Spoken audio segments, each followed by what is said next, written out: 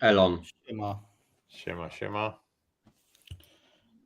Dajcie znać, jak nas widać, jak nas słychać, jak się macie i skąd klikacie. Jak nas słychać dobrze, wciśnijcie tutaj piąteczki i lecimy dzisiaj z tematem. Wydaje mi się, że to będzie dość ciężki temat dla zrozumienia dla niektórych, ale postaramy się to jakoś omówić, bo akurat ta cała historia dotyczy człowieka, który przetrwał obóz Auschwitz, no i po części jest, powiedzmy, uważany właśnie za tego najszczęśliwszego człowieka. No i tutaj troszkę to rozłożymy na takie części pierwsze i rzucimy okiem na to, czemu akurat on jest tym najszczęśliwszym człowiekiem na świecie.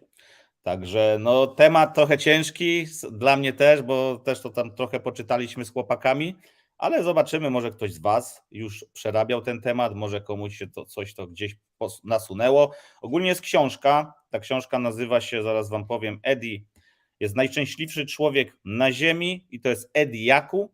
Można tą książkę oczywiście gdzieś tam dorwać w internecie i sobie przeczytać.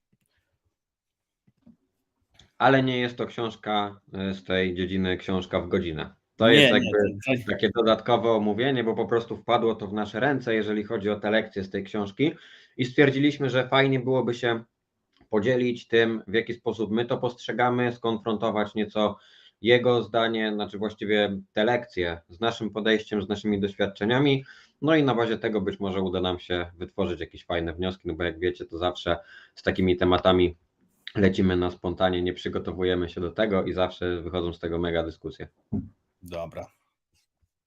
Są już komentarze, wszystko jest, to lecimy, nie ma co przedłużać.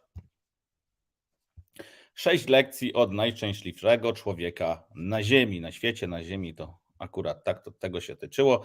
Prezentacja oparta o materiały znalezione w internecie, źródło nieznane, bo tak jak tu Kuba wspomniał, nam gdzieś to się przewinęło, gdzieś na jakimś czacie, gdzieś coś oglądaliśmy, ktoś o tym wspominał i to tak jak widzicie, my mimo wszystko jak mamy na przykład przesyt jakichś tam informacji, to robimy notatki i to też wynika przede wszystkim z tych notatek, bo jeśli widzimy coś, co nas interesuje, to zazwyczaj jest tak, że notujemy właśnie te zdarzenia, słowa klucze i później grzebiemy coraz głębiej, poznać też jakąś tam genezę, skąd to się po prostu tutaj wzięło i jaki może mieć to wpływ na nasze życie lub jak my możemy to wykorzystać, aby było nam w życiu łatwiej. Tak jak już wiecie, my też dość mocno przez ostatnie miesiące skupiamy się na rozwoju osobistym, na takim rozwoju mentalnym, bo nie tylko samym zarabianiem, nie tylko samymi pieniędzmi człowiek tutaj żyje, nie tylko samym tradingiem czy kupowaniem kryptowalut, ale tak naprawdę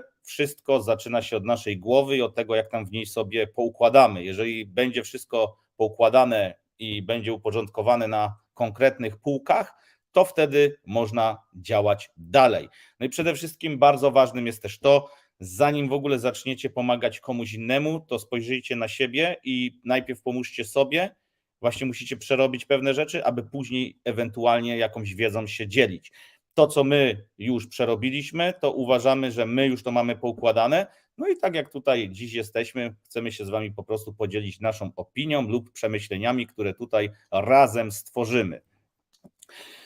I mamy pierwszy slajd. Jest wiele rzeczy cenniejszych niż pieniądze. Łatwo jest zostać zniewolonym przez sposób myślenia, że pieniądze są najważniejszym skarbem w społeczeństwie. Pieniądze są zawsze ulotne, podobnie jak większość rzeczy w naszym życiu.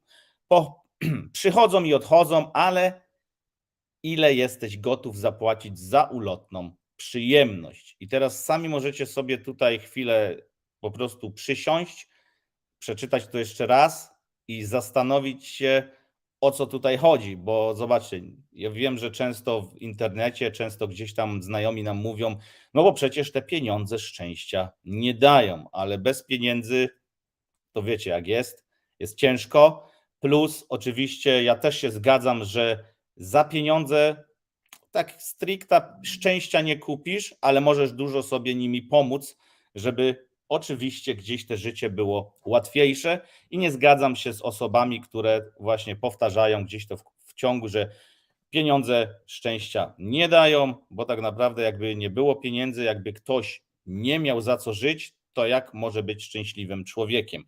Podróżując po Azji, widziałem wiele ludzi gdzieś tam właśnie bez dużych pieniędzy. Tu nie chodzi o to, że sam pieniądz nie daje tego szczęścia lub ilość pieniędzy, bo ja znam wiele osób, czy nawet obserwuję wiele osób, które mają potężne pieniądze, ale oni nie wyglądają, żeby byli najszczęśliwszymi ludźmi na świecie, w oparciu właśnie o posiadane zasoby. W ogóle, tak jak pomyślicie sobie, to ludzie z dużymi pieniędzmi często są mega samotni. Tutaj jest w ogóle jeszcze druga część tego slajdu.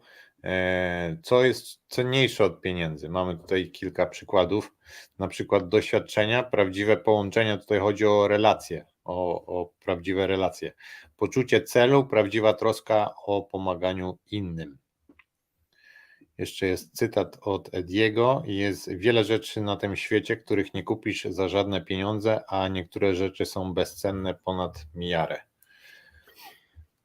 Chcesz coś do tego dodać? Możesz kontynuować. Jeżeli chodzi ogółem o kwestię pieniędzy, to kiedyś pamiętam, że powtarzaliśmy, było też powtarzane jedno takie zdanie, że pieniądze szczęścia nie dają, ale spróbuj miłością nakarmić rodzinę, nie? Jakby to w dużym stopniu odnosi się do tego, że gdzieś tam można uznać, bo rzeczywiście mamy takie tendencyjne podejście do tego, że potrzebuję mieć pieniądze, żeby być w życiu szczęśliwym, żeby, nie wiem, robić co chcę, żeby mieć na to, na tamto. Często wydaje nam się, że te rzeczy typowo materialne, które możemy nabyć za te pieniądze, to jest ten powiedzmy taki definitywny wyznacznik poziomu naszego szczęścia, bo stawiamy sobie jakieś przedmioty materialne czy rzeczy, tak jak powiedziałem, które możemy kupić w zamian za to, że to rzeczywiście da nam to poczucie takiego fajnego, całkowitego spełnienia. I owszem, tak jak są rzeczy, które możemy za te pieniądze nabyć i najczęściej, moim przynajmniej zdaniem, najcenniejszymi rzeczami, które możemy za te pieniądze nabyć, to są doświadczenia, bo jeżeli chodzi o jakieś dobra materialne, często jest tak, że większość rzeczy, które kupimy, to nawet jeżeli mamy zachciankę, żeby coś nabyć i to w końcu mamy, to jest takie do momentu, aż tego nie będziemy mieć. A potem jak już to mamy, to ten poziom tego entuzjazmu z tego, że to mamy, stopniowo opada. Lub ewentualnie jest to rzecz, która staje się dużym pożeraczem naszego czasu. Przykładowo, nie wiem, konsola, przykładowo, nie wiem, komputer, telewizor. I nagle okazuje się, że finansujemy sobie rzeczy po to, żeby sobie sprawić te przyjemności, natomiast nie widzimy tego, że te przyjemności kosztują nas znacznie więcej niż te pieniądze, które na to przeznaczyliśmy, bo kosztują nas czas, który moglibyśmy poświęcić na wiele innych rzeczy i na dobrą też sprawę jestem skłonny powiedzieć do tego, że często te takie dostarczyciele endorfin, czyli przykładowo, nie wiem, komputer, konsola, telewizor, cokolwiek innego z takich typu rzeczy, mogą też być odbiorcami doświadczenia, bo przez to często jakby ludzie popadają w coś takiego, że wolą skupić się na tym, żeby poleżeć, odpocząć i nie robić nic, tylko się wyłączyć, zamiast poszukać sobie jakiegoś fajnego zajęcia, wyjść, porobić coś, pouczyć się czegoś. Także pod tym kątem, moim zdaniem, to też jest mega drogie, jeżeli chodzi o zabawki, no bo tak jak mówię, kwestią wartości nie są same pieniądze, jeżeli chodzi o nabywanie jakichś rzeczy, tylko też co te rzeczy dają w zamian, nie? Owszem, można z tych rzeczy korzystać w taki mega racjonalny i ułożony sposób i wtedy ma to sens, bo ja mega rozumiem to i pcham jakby do tego, żeby mieć ten czas dla siebie, gdzie rzeczywiście możesz się wyłączyć, nie robić nic, o niczym nie myśleć. I to jest w chuj korzystne i przydatne, każdy tego od czasu do czasu potrzebuje. Natomiast trzeba mieć w tym wszystkim umiar, co nie? No, mnie też przeraża to, że no jednak jak patrzysz dziś na młodzież, to nosy w telefonach, wiesz, dostali telefon czy od rodziców, czy sobie kupili nosy w telefonach. Też ktoś powie, no wy też siedzicie w telefonach, tylko po części ja dzięki temu, że siedzę w tym telefonie, to zarabiam i nie marnuję tam mojego czasu, plus buduję naprawdę fajne relacje. Mi telefon w tym pomaga. Zresztą teraz niedawno przyjechaliśmy, przedwczoraj, już straciłem rachubę, z Michałem z Londynu. I taki przykład, był tam jeden chłopak, Krystian, pozdrawiamy, znamy się z nim, ja akurat go znam od 2016 roku i miałem go pierwszy raz na żywo okazję widzieć dopiero teraz w Londynie, więc to też jest mega doświadczenie, więc mimo tego, że mój nos jest w komórce, jest właśnie w tych social mediach, jest w tym świecie wirtualnym, to ja staram się po prostu nie zaniedbywać takich relacji na żywo i jak jest tylko okazja, to z tego korzystać i się spotykać. Mnie trochę przeraża to, że ludzie po części właśnie kupując te udogodnienia, w dużej mierze odcinają się od tych właśnie bodźców świata zewnętrznego i kreują sobie taki swój wirtualny świat. Nie mówię, że to jest złe w 100%, ale tu jestem oczywiście za Kubą, że trzeba z tego korzystać z umiarem, a nie, że sobie kupisz szczęście, bo wykreujesz sobie coś wirtualnego swojego w internecie czy tam w metaversie i jesteś szczęśliwy sam z sobą. Największe szczęście mi daje właśnie to, że mogę mieć relacje z innymi osobami, spotykać, gadać i to też jest, to nas rozwija, a nie zamykamy się po prostu tam na jakąś przestrzeń małą. Wydaje mi się, że trzeba też się nauczyć cieszyć z małych rzeczy po prostu. To na pewno. Dobra, lecimy dalej. Czy jeszcze chcesz coś, Kuba, dodać? A propos cieszenia się z małych rzeczy, to czytałem jakiś czas temu jakiś cytat i tam było, nie musisz zmieniać tego ekranu, bo to krótkie będzie. Tam było napisane, że jeżeli nie umiesz cieszyć się z filiżanki kawy, to nie będziesz umiał cieszyć się z jachtu. I dużo rzeczy, dużo prawdy w tym jest. To tak samo, jeśli wiesz, ja to w ogóle w drugą stronę może ubiorę, bo cały czas wiesz, gdzieś ten kanał nasz jednak jest o pieniądzach i w tym, jak te pieniądze zdobywać, jak utrzymać.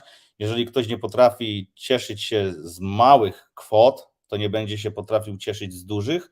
Jeżeli nie będziesz umiał zagospodarować tymi małymi kwotami i sobie to jakoś sensownie ułożyć, to tak samo nie będziesz umiał operować tutaj i zatrzymać tych dużych pieniędzy. Ja wiem, że często też jest mówione, że duże pieniądze robią jeszcze większe pieniądze, tylko żeby dojść do dużych pieniędzy, to jakoś trzeba to zacząć i tutaj zazwyczaj zaczynamy z punktu zero, czyli od małych kwot, od tego, by to sensownie sobie poukładać, zbudować i iść w jakimś kierunku.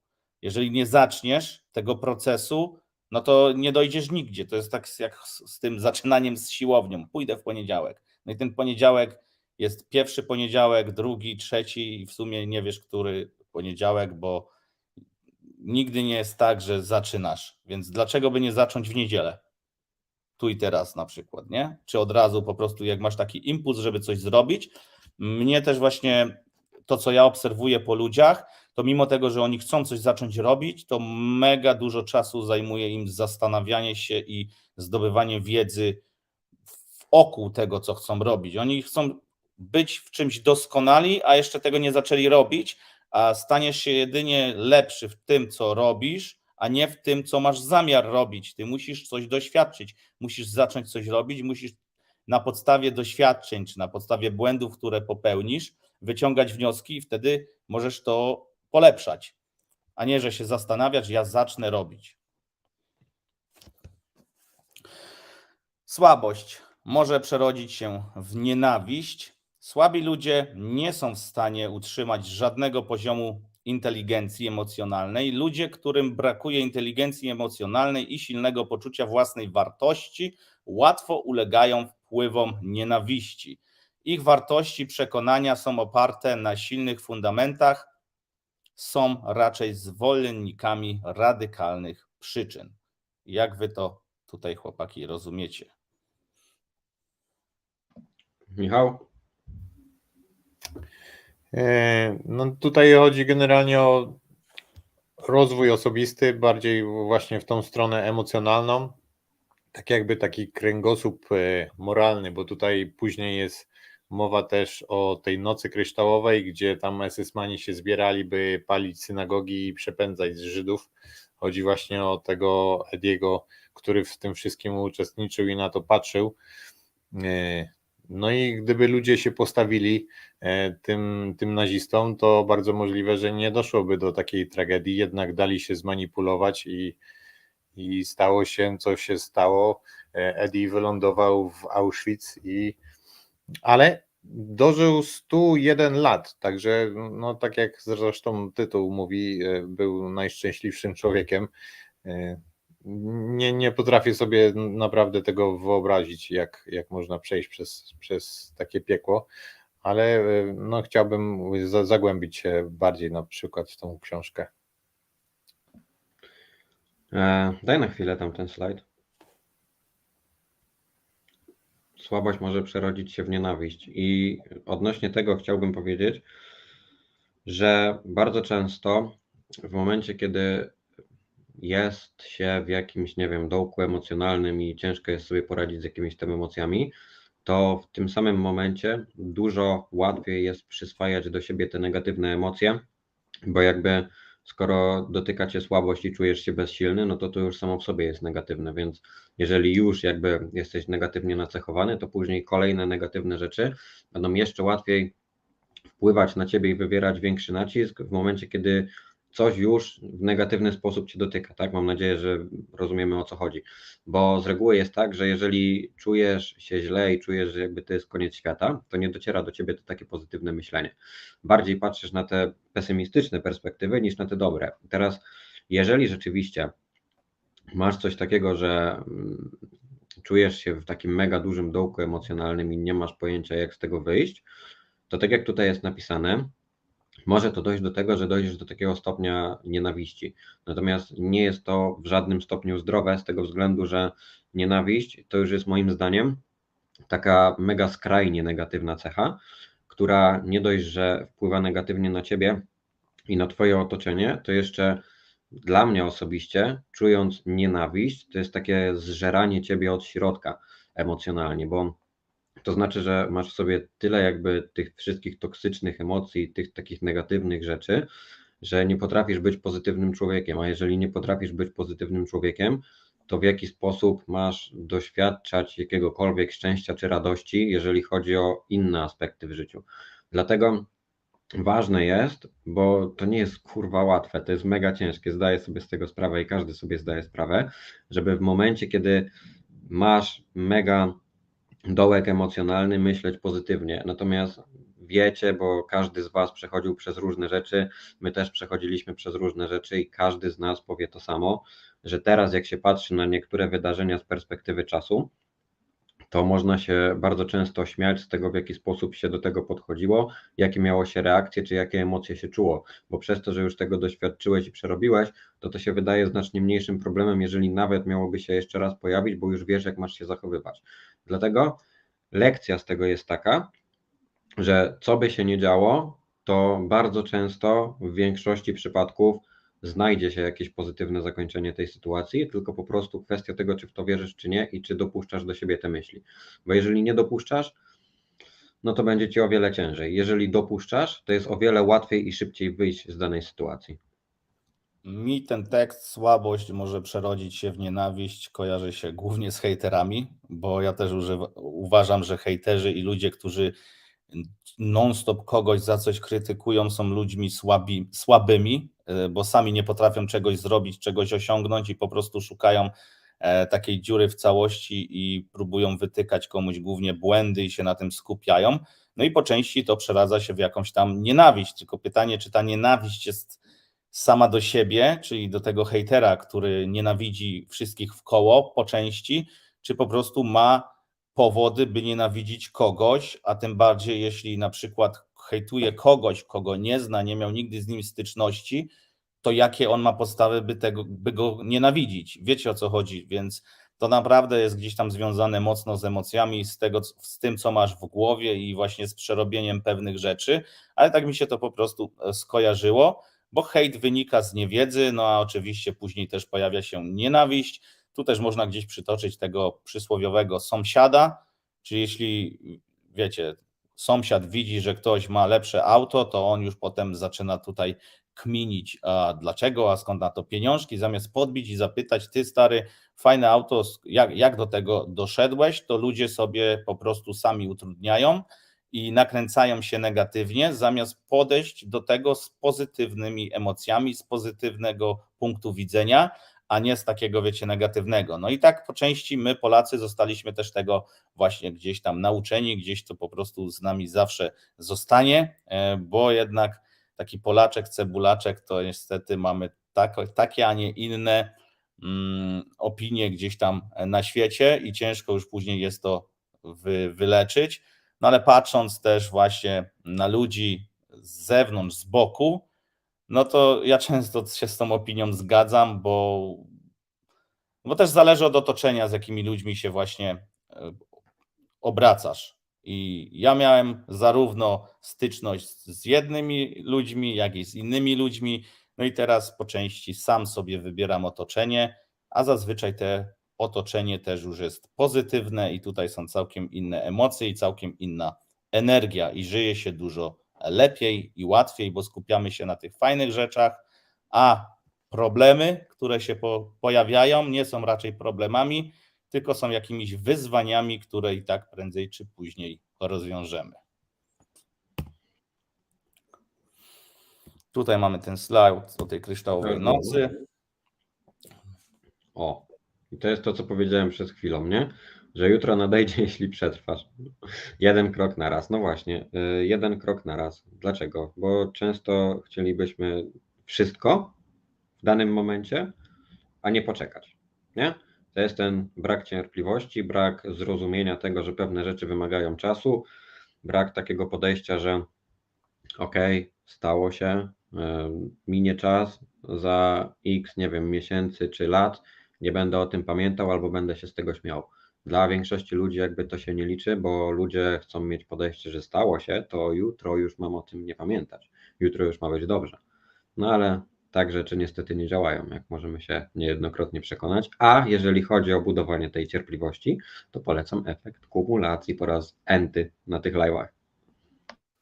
No i tutaj też warto poruszyć takie długoterminowe myślenie, bo czasami ustanawiając sobie cele, właściwie to nie wiemy, jak mamy je osiągnąć i należy się właśnie skupiać na tym jednym kroku do przodu każdego dnia, jeden krok i po czasie właśnie będąc cierpliwym, zdyscyplinowanym, możemy osiągnąć niesamowite rzeczy. Mi się też tutaj kojarzy odroczona gratyfikacja, czyli ta cierpliwość, robienie czegoś mimo wszystko, no i z czasem gdzieś ta nagroda przyjdzie, a tak jak wiemy, no ludzie, to widać fajnie właśnie w tradingu, w tym, gdzie można jednak zdobyć szybkie pieniądze, to głównie szybko ludzie tracą, zamiast właśnie zarabiać, bo im się nie chce uczyć, bo nie chcą poświęcić na to czasu, nie chcą rozumieć, tylko chcą od razu zarabiać najlepiej tyle, ile osoba, która na przykład siedzi w ręku już kilka lat, tylko że oni też no, często nie zauważają, wiecie, tej góry lodowej, tylko widzisz ten wierzchołek, a nie widzisz tego, co jest pod wodą, całej pracy, całego doświadczenia, całego tego bagażu, który ktoś z sobą niesie. No i oczywiście większość tych zwycięstw, tych małych właśnie po kolei udanych rzeczy, to jest zbudowane w oparciu o jakąś porażkę, no bo często jest tak, no, że nie rodzimy się po prostu z jakimiś umiejętnościami, tylko pewne umiejętności trzeba sobie wypracować, trzeba się tego nauczyć i tak jak tutaj my gdzieś właśnie skupiamy się na inteligencji finansowej, na zdobywaniu wiedzy w oparciu właśnie o to, jak budować budżet i to wszystko, no to w szkole nas tego nie nauczyli, a my dzisiaj o tym rozmawiamy, bo po części znaleźliśmy sobie swoje materiały, rzeczy, które faktycznie działają i się sprawdzały u wielu osób, to często takie rzeczy też sprawdzają się i u nas, więc dlaczego by tego nie przetestować, nie sprawdzić, jaki to ma wpływ na nasze życie. I tak jak tu jeszcze fajnie napisane, jeden krok na raz, więc tutaj step by step, kroczek za kroczkiem, warto po prostu uczyć się czegoś. No i finalnie jak zrobisz tych kroków na przykład w roku 12, no to już masz 12 kroków, 12 różnych doświadczeń, 12 różnych lekcji w roku odrobionych. Nie musisz wziąć i wszystkiego nauczyć się od razu w pierwszym miesiącu. Tak też często zresztą to jest, jeżeli na przykład uczysz się jakichś nowych doświadczeń, nowych umiejętności, czy nawet języków, to trzeba to robić powoli i trzeba zrozumieć, co się robi, a nie, że ktoś cię rzuci na głęboką wodę i ty po prostu sobie poradzisz. Tak to nie działa. Ogółem tutaj jest jeszcze napisane, że bądź wszechstronny, logiczny i przewidujący. Ja bym spiął to w klamrę w słowo i powiedział bądź pragmatyczny, bo w momencie, kiedy nauczysz się bycia pragmatyczną osobą, co nie jest w gruncie rzeczy łatwe, jeżeli do tej pory taki nie byłeś, to nagle zmienia się perspektywa i postrzeganie wielu rzeczy i nagle zaczynasz dużo rzeczy kwestionować, ale nie tylko kwestionować, tylko też widzieć tą drugą stronę, nie wiem jakie jest osobne słowo, znaczy przeciwstawne jakby do kwestionować, albo popierać może, znaczy owszem popierać, ale chodzi mi tutaj pod tym kątem, że jeżeli coś się tobie stało, jakaś sytuacja, kwestionuj to, że zawsze będzie źle. Bo jakby to też jest game changer, jeżeli chodzi o takie sytuacje. I jeszcze bym do tego dodał jedną rzecz.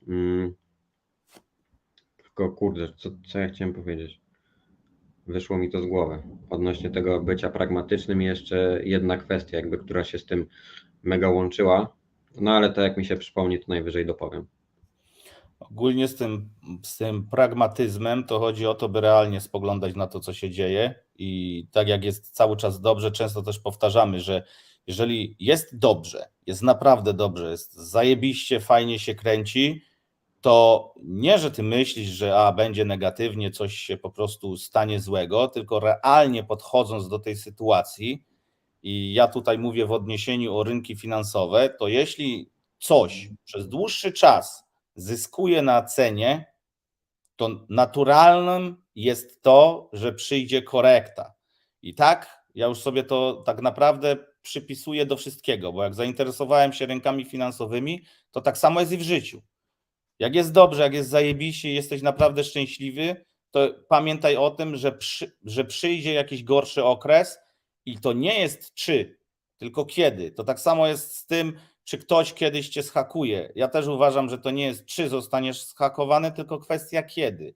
Jeżeli jest źle, naprawdę źle i coś jest do bani, to też jest tylko i wyłącznie kwestią czasu, kiedy ten trend się odwróci. I tak jak rynki mają trendy, życie też moim zdaniem jest trendem, tylko w życiu, jak i na rynku pojawiają się momenty, w którym ten trend zostaje odwrócony w drugą stronę i to też już od ciebie zależy, czy ty zauważysz ten moment i czy pod ten trend po prostu się podepniesz. Tak mi się skojarzyło. Przypomniało ci się, Kuba, czy nie?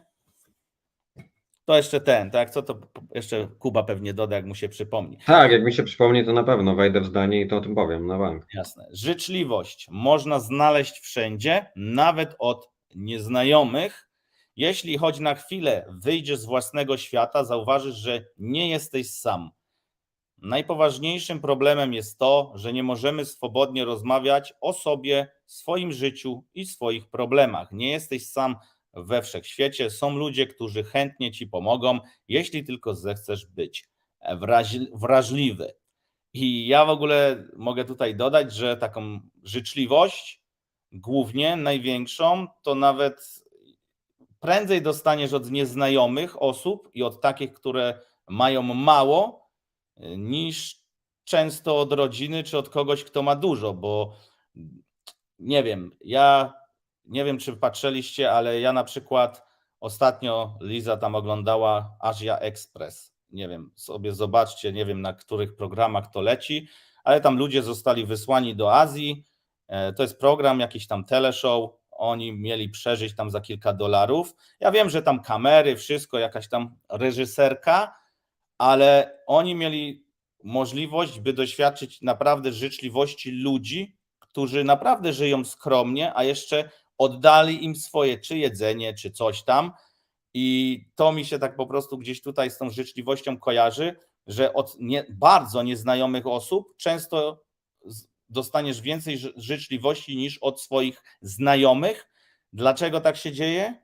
A to dlatego, że często też nasi znajomi szufladkują nas w jakimś tam poziomie i po prostu może mniej chętnie wtedy są pomocni lub coś takiego, a ja jestem też za tym, że jednak nawet jeśli ktoś popełnił błędy w przeszłości, to warto dać mu szansę, bo ludzie się zmieniają, ale oczywiście warto też zachować często dystans, jeśli są to jakieś naprawdę kwasy, nie? Więc wiecie, ale to tak mówię, Asia Express, wystarczy zobaczyć jeden odcinek i zakumacie, o co mi chodzi.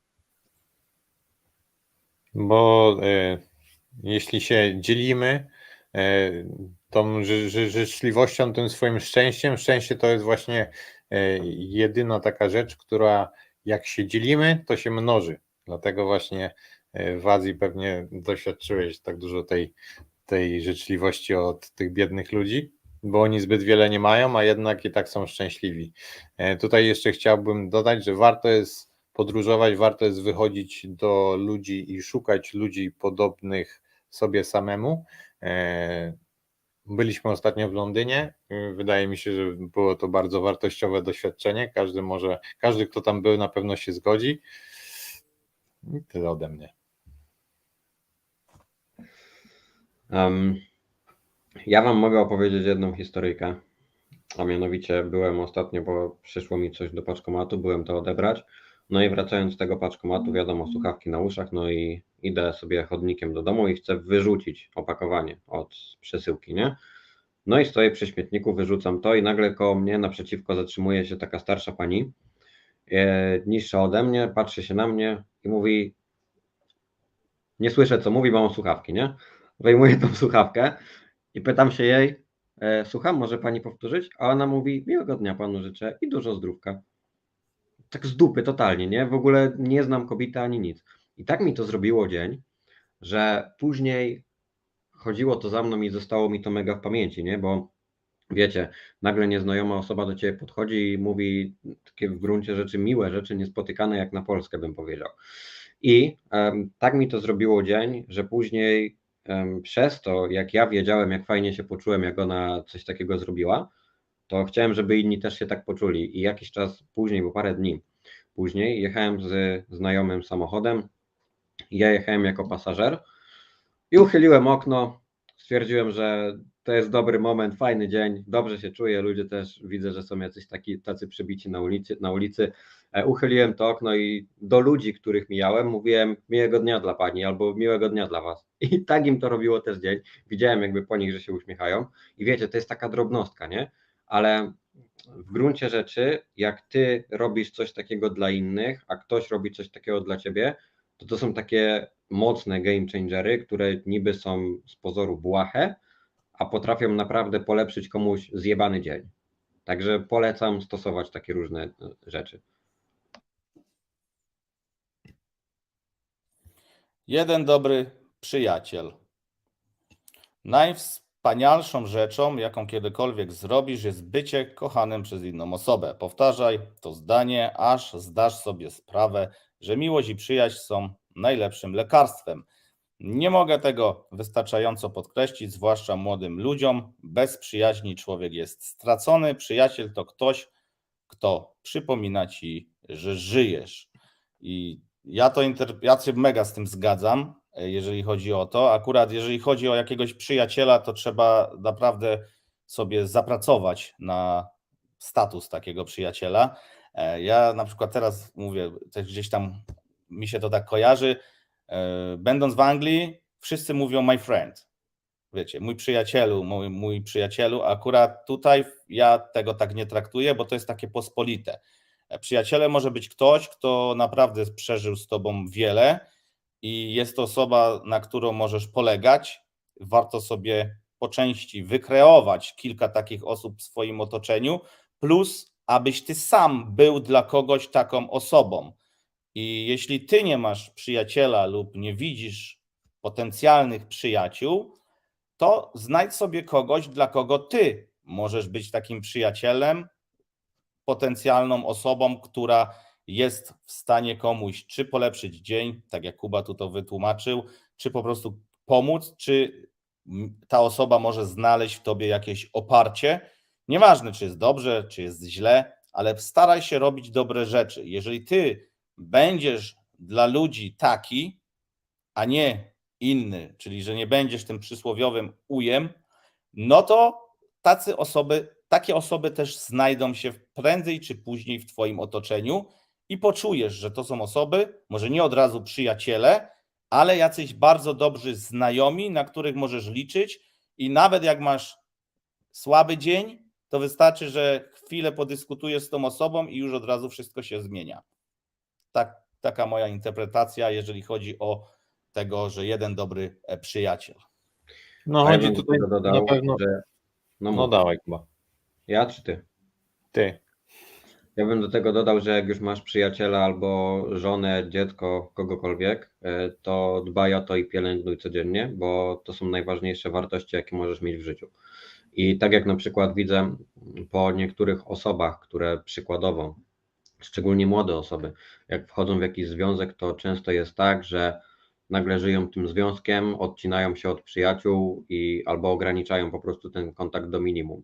Natomiast to, co ja powtarzam takim osobom, to jest to, że przyjaciele byli przed tym, jak ta osoba się pojawiła, ten związek. Jeżeli ten związek się skończy, to przyjaciele dalej będą. Dlatego pomiędzy, jak ta osoba jest, to powinien być ten czas dla nich, bo to oni jakby powinni być w tym wszystkim często priorytetem, a dopiero później na jakimś dalszym etapie tego związku, tej relacji, po nie wiem, latach często, na równi, a nawet wyżej, bo wiadomo, rodzina ponad wszystko, nie? Natomiast przyjaźni bym też, dla mnie przyjaciele są jak rodzina, o, tak bym to interpretował.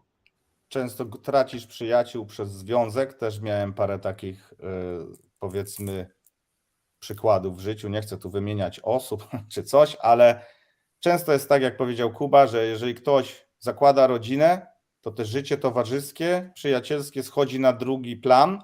Nie jest w tym nic złego, ale ważne jest też to, by nie zamykać całkowicie drzwi ludziom, którzy cały czas na przykład przez 10 lat byli z tobą, a ty teraz znalazłeś sobie drugą połówkę i całkowicie się odcinasz. Tak, tu ja się zgodzę z Kubą. Wydaje mi się, że budowanie dobrych relacji to jest taka fundamentalna wartość życiowa. I mówicie o tym, że drugie połówki zabierają przyjaciół, a druga połówka nie może być przyjacielem? Może być, ja wiem, o co ci chodzi, ale często jest tak, że no związki powstają i się rozpadają, a jak masz faktycznie takiego mocnego przyjaciela czy kogoś, na kogo mogłeś liczyć, to mimo wszystko on jest zawsze z tobą, albo jest gdzieś tam w tle, gdy potrzebujesz, i tak na tym bym się skupił. I wiecie, no kurczę, ciężko to wytłumaczyć, ale na pewno większość z was, jeżeli macie znajomych, którzy już są po ślubie, na przykład i po założeniu rodziny, to czujecie, że oni się od was oddalili, a wcześniej mieliście tylko ich dla siebie, po części. O to tutaj chodzi.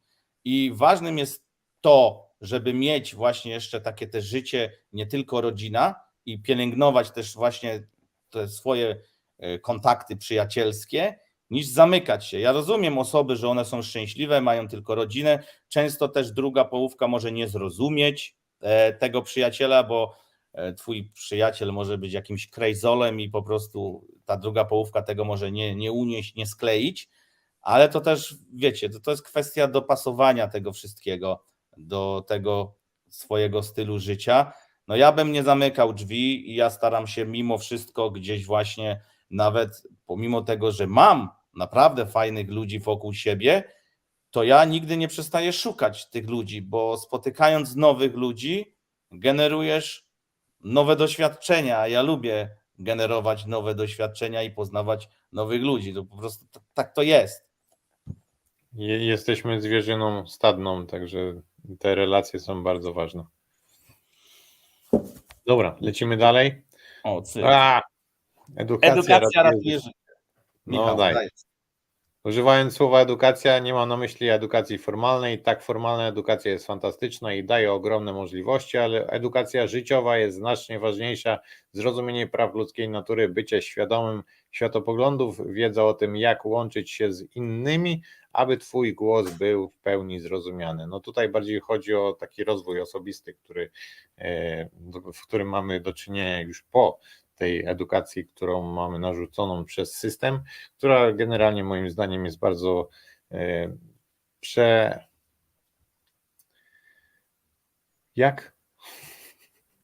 przereklamowana, nie, bezużyteczna bardziej. Nie do końca, wiesz, no, znaczy ja wiem w co pijesz, o co tutaj chodzi, bo wiecie, to też można tak potraktować, że faktycznie dzieci i to, co gdzieś tam ostatnio mi się przynajmniej pojawia, bo no, my ostatnio grubo siedzimy w tych tematach rozwojowych, no to jak popatrzysz na dzieci, to dzieci są mega szczere i one bez złej intencji potrafią po prostu powiedzieć ci prosto w oczy to, co myślą, nie? I to czytam o wyglądzie kogoś, czy co, i to po prostu one tak mają, a to, czy one kogoś uraziły, czy coś jest dobre, czy jest złe, to już jest tak naprawdę nam wgrywane i to między innymi wgrywane też jest w szkole, jak się masz zachowywać, co możesz robić, czego nie możesz robić i po części jest duża taka część naszego życia, naszego mentalu stłumiona, zabrana od nas, bo ty nie możesz jakby to wyrażać siebie w 100%. Nie do końca możesz być tym, kim chciałbyś, bo boisz się, że inni ocenią cię w jakiś negatywny sposób. I tutaj tak naprawdę jest to też związane z edukacją. Nie zawsze książkę opisuje się po okładce, bo nie zawsze ktoś jest na przykład jakiś, jak on wygląda, czy coś. Wiecie, wygląd często to jest pierwsze takie zderzenie z kimś i ty sobie patrząc na kogoś wyobrażasz, jakim ktoś może być człowiekiem, ale tak naprawdę no nie masz w ogóle zielonego pojęcia, jakim on jest człowiekiem, bo to dopiero się dowiesz, jeżeli z nim będziesz miał dłuższe jakieś rozmowy, doświadczenia, czy po prostu przegadacie pewne tematy razem i ta osoba pokaże wam swój punkt widzenia.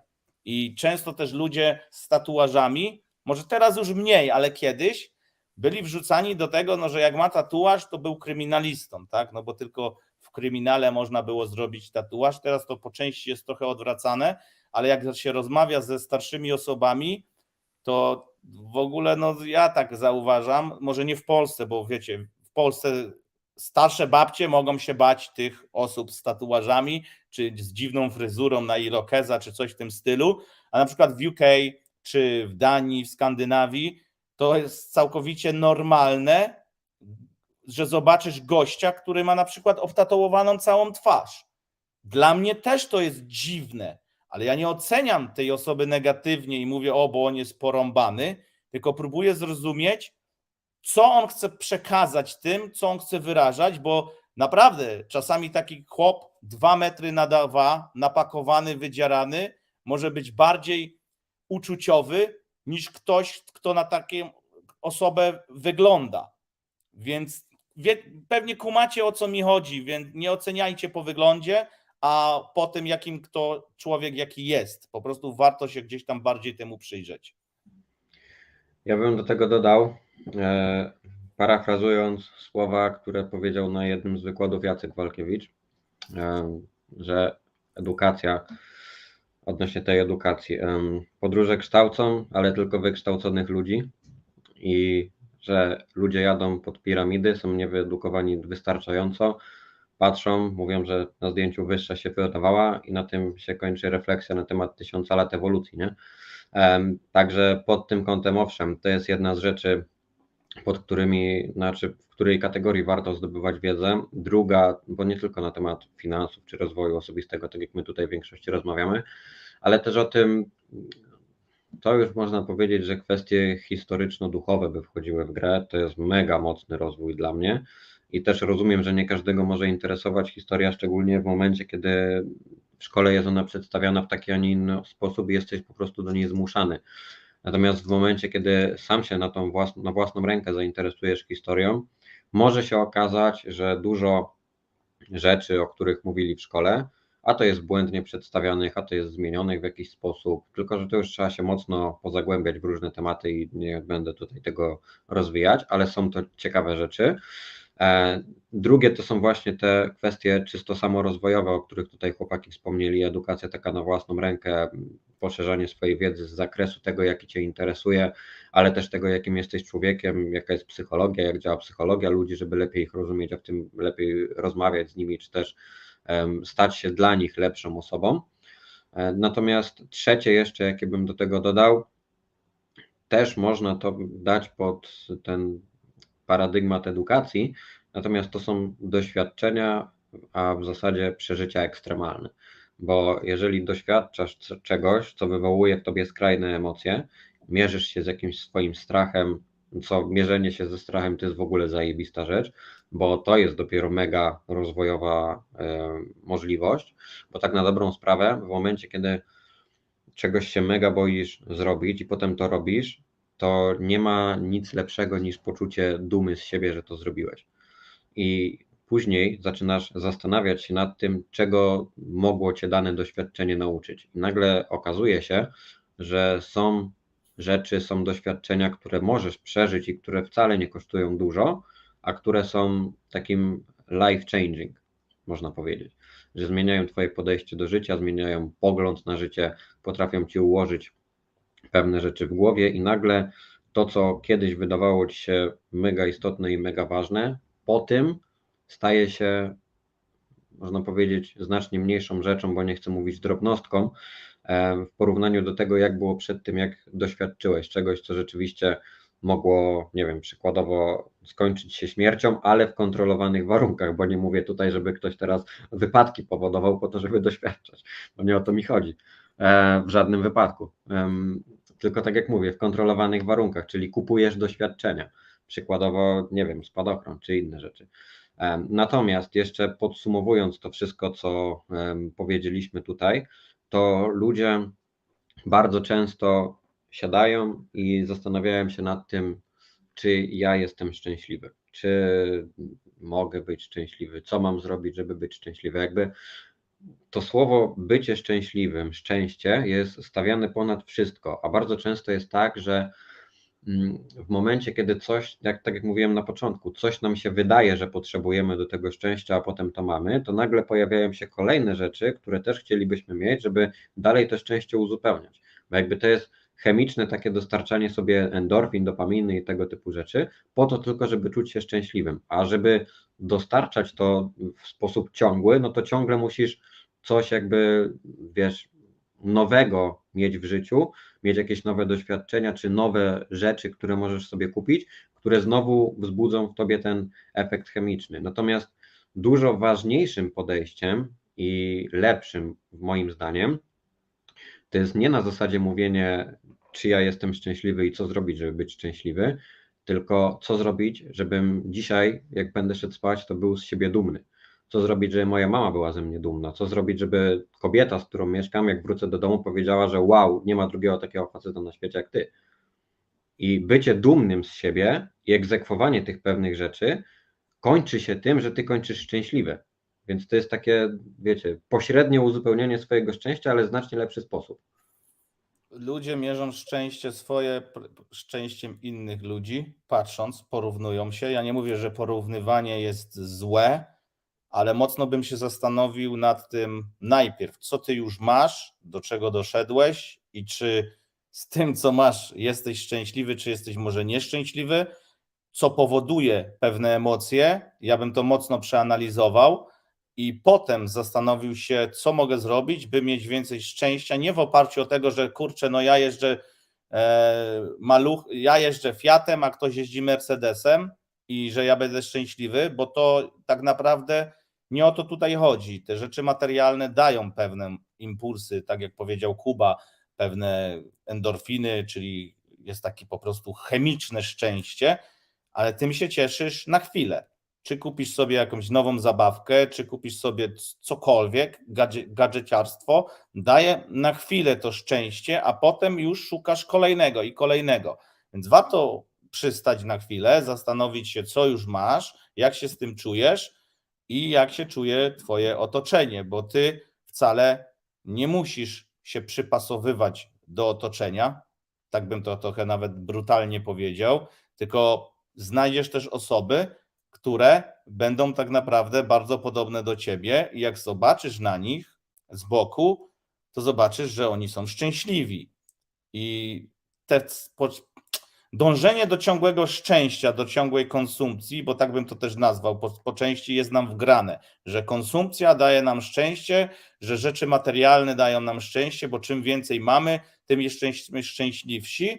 Ja bym to w ogóle w drugą stronę ubrał, że czym więcej mamy, tym bardziej stajemy się będziemy mniej coraz bardziej, kurczę, brakuje mi słowa, ale chodzi o to, że większy niepokój będzie w naszym życiu. Czym więcej masz, tym bardziej się o to wszystko martwisz. Nie wiem, czy kumacie, o co mi chodzi, ale mówię, najpierw zobaczcie, co macie i czy faktycznie to wasze życie jest takie nieszczęśliwe na bazie tego, co już zdobyliście, a potem dopiero zacznijcie obserwować i budować swoje dodatkowe szczęście, czy dodatkowe rzeczy, impulsy, które mogą was zmotywować do działania. Po prostu To się nauczcie zakręciłem, cieszyć z ale małych pewnie. rzeczy. Jeszcze raz, Kuba? Po prostu nauczcie się cieszyć z małych rzeczy. No może tak bym to prościej ujął. Ja się gdzieś tu zakręciłem, bo takie myśli gdzieś, mówię, po głowie chodzą, ale myślę, że Kuba to dobrze podsumował. Z tych rzeczy małych trzeba się nauczyć cieszyć, no i z tego, co masz dotychczas, bo nawet jak dążysz ciągle za czymś, to kiedyś trzeba przestać biegać i zatrzymać się na chwilę i zobaczyć, do jakiego punktu w życiu dobiegłeś. Dokładnie. Zamiast szukać tych, jak mieć więcej, to bardziej cieszyć się z tego, co już mamy i żeby cieszyło nas mniej. Tak bym do tego podszedł. W ogóle Wydaje mi mnie się- zastanawia, jak wiesz, bo jest dużo osób, w ogóle jest taki trend na minimalizm, nie? Mhm. I wiecie, no dużo rzeczy fajnie mieć, tylko że to czym więcej rzeczy, tym więcej zmartwień. Tak bym to ujął. Czym mniej masz, o mniej rzeczy się martwisz i mniej przestrzeni potrzebujesz. Po części tak naprawdę człowiek do życia nie potrzebuje nie wiadomo czego i może być naprawdę szczęśliwy, bo tak patrząc na mój wyjazd, to jak ja bym chciał zabrać wszystko, co mam, to bym w życiu tego bagażu nie uniósł. Więc tutaj tak naprawdę musisz zadbać o to, co ci jest konieczne do przetrwania, do przeżycia i oczywiście ułatwia ci życie, ale to nie jest jakieś, wiecie, taki trzeba zbudować sobie taki swój prywatny plecak przetrwania, tak bym to może nazwał, który łatwo uniesiesz, łatwo z sobą zabierzesz, a tak naprawdę później, jeżeli już budujesz inne rzeczy, gdzieś się chcesz ulokować na dłużej, no to też inna się perspektywa tutaj zmienia, nie? To samo jeśli masz dzieci, to zobaczcie, nie masz dzieci, nie masz się o kogo martwić. Masz dzieci, to tutaj pojawia się to, że oczywiście fajnie mieć rodzinę i wszystko, tylko gdzieś z tyłu głowy ty ciągle się o kogoś martwisz.